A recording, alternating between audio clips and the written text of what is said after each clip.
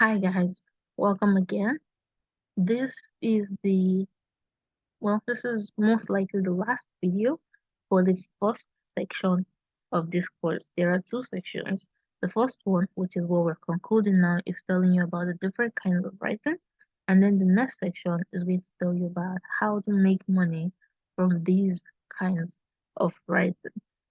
So in this video, we're going to talk about we're not going to talk about it so much anyway, because you have gone through series of video telling you this thing. So this is just an advanced checklist for you before you hit publish, before you hit send, before the final stage of your writing where you send it out maybe to your publisher or to your client or whatever it is that you're writing for.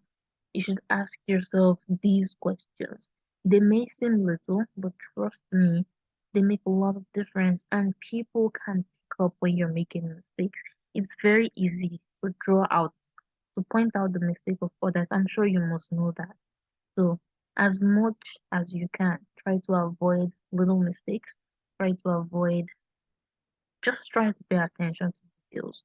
So, questions you should ask yourself: are there any unnecessary capital letters or uncapitalized proper nouns? Like names of people, places, those should be in capital letter. We learned that in primary school, right? Like when you were like 5, 6, and they're still important. They make a lot of difference, especially if you're working with the corporate organizations. Those things matter. Next thing, is there misplaced punctuation marks? Comma and full stop find a way to make their way into things that do not concern them sometimes, especially if you're typing on your phone, which is possible, by the way. You can build your writing career on your phone. I started with my phone, and so far, so good, even though I've upgraded to laptop. So, if you're using a phone, whether you're using a phone or a laptop, but especially if you're using a phone, please take the time to check for any misplaced punctuation. My full stop and commas always misbehave for me on phone. For you, it might be another kind of punctuation, but whatever it is, take your time to remove any unnecessary marks from where they're not supposed to be. Next thing you should ask yourself, does this sound right? In this case, I think I'm asking, how direct is it? Are you talking to me directly? Like, have you um established a direct connection with your audience, or have you been using passive voice all through? Then the next is, did I conduct adequate research on this topic? Sometimes we are tempted to just half-ass our way into projects, writing projects or assignments or tasks, which is bad, by the way. It's bad for you as a writer, it's bad for whatever output you're going to come up with. So before you send it out, before you publish it, ask yourself, did you actually do enough research? Did you answer the questions? Did you build a connection with your audience? That connection is very, very important. You do not sell, you do not impact, you do not make any difference. Sorry about that. You do not make any difference if you haven't connected with the audience. And research is the only way to connect with your audience. Research about the topic, research about your audience. Next is, did I make any spelling errors? Am I using consistent spelling? Very, very important. As a Nigerian, we were brought up with British English. Some of your clients might specifically ask for American English. If you keep making the same SZ mistake, they're going to get mad. They're going to think you're incompetent. It's small, it's a very small mistake, but it means a lot to them because the people they are speaking to do not relate with the wrong spelling. By the way, the British letter is S. Americans use Z. So when you're writing like prioritize, okay, look at this, optimize right here. I used oops, I used S instead of Z because this is an African brand, of course, and we use British English here. So pay attention to those things and be consistent. Don't use S here and then use Z another place in the same document. That's just bad. That's poor. So ask yourself, and you can use the tools that you have access to. Use your Microsoft Word. Microsoft Word actually flags this thing. Google Docs also flags it. So make use of these tools. You don't need premium tools to spot out some of these errors or mistakes. They're going to tell you there by default. So take full advantage of the resources that you have in your hands. You don't have to have the entire um machinery or gadget before you can avoid mistakes like this. The next thing to ask yourself is, are my ideas in the right order? Yeah, are you flowing? Which is what um it relates to what I mentioned during the speech writing video where I said some people they have the ideas but they don't really know how to structure it. So sometimes it's not just about facts and figures and ideas, it's also about how is this information flowing? Am I losing people in the middle? Are they following me? Am I am I communicating? Because at the end of the day, writing is a form of communication, and that's the final goal of any kind of writing. You want to communicate. You want to be able to tell your writer, this is what I want you to do when you're done reading this. So ask yourself, am I flowing smoothly? You would know if you're flowing smoothly. Believe me. Just read it out loud. Listen to what you're, don't just read and read for reading's sake. Read and listen to what you're reading. If it doesn't flow, you will know. You're human. You will know if it doesn't flow smoothly. Then the next is the topic aligned with the content? Sometimes, not a lot of times, but sometimes it's possible that you write something at the head of your document, and by the time you're done writing, you realize that wow, you have significantly deviated from the topic. So two things, either you change your topic or you rewrite from the scratch. And the only way you can spot that is if you actually calm down to ask yourself if your content aligns with the topic. Then the next question is, have I used the right format? This is related to the final destination of your content. Where do you want to publish this? Facebook, a blog, a magazine, on paper, LinkedIn? Ask yourself, does this format fit? If it doesn't, fix it. Don't just half-ass it and throw it out there, however it looks or the best. Your name, well, maybe your name is not attached, but your reputation is attached to whatever it is that you write, regardless of if it's ghostwriting or, you know, um, licensed or what should I call it? Writing that has your name on top of it. So please check the format and correct it accordingly. The next thing to ask is my style consistent? Style can be a lot of things. It can be the voice you choose to use, whether you're being sarcastic, humorous, whether you're using abbreviations, whether you're using slangs. So you need to ask yourself, have I been consistent with my style, or am I using slang at the beginning and then at the end I started sounding like a robot? So it has to be consistent. Then the next is, would images make it more valuable? This is especially important for technical writers. You're teaching how to write your first code in Python, and everything you are writing is just words, words, words. That is a horrible, bad, in fact, horrible way to teach Python. You don't teach programming without giving images, screenshots. You don't do that.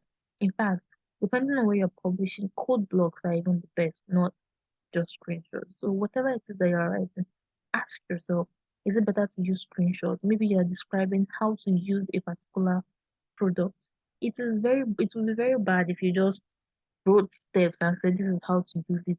Compare you writing a block of words to actually attaching screenshots, circling it and saying, oh, this is where you click, this is the next step. People would enjoy going through that content because you're giving them visual aid to help with the process, to help solve their problems. So if your content is going to need image, add the image and make sure they are clear. The next is there a story here to keep my audience hooked, or have I bored them to death? Do I need to say more? Story is everything. Story is memories. Story is what keeps people coming back. So if you can, just attach an element of storytelling to anything at all that you write. I'm talking web content, technical content, anything. Find a way to attach a story. Don't force it. If you don't have a story, don't put it there. Find some other thing. Maybe use examples just to get people to relate. But if you can insert a story, please do. Then the next is, have I used the right data? Data numbers, they're not compulsory, but if you want to use them, make sure you're getting it from an authentic source. Remember, I said numbers make a lot of difference. Don't go giving people false information because they're going to remember their numbers. And if care is not taken, they're going to remember your name. And if they remember your name, they're going to blame you for the misinformation. And finally, have I optimized it? Optimization here can be inserting for keywords, inserting keywords. It can be checking the right format. Optimization solely depends on the final destination. So if it's a blog, you want to check for links, you want to check for keywords, you want to check for header tags and all of that. The social media, you want to check for emojis, you want to check for hashtags. So all of that, let it reflect in whatever it is that you're writing. Next is research in writing. Now, research in content writing means understanding your audience and the scope of the topic. I've said this before, and it's very good that I actually repeated it here. When you're writing, it's not just about the topic, it's also about your audience. So, when you want to write about how to perform content marketing as a small business owner, you're not supposed to just search for content marketing. Uh-uh. Search for small business owners.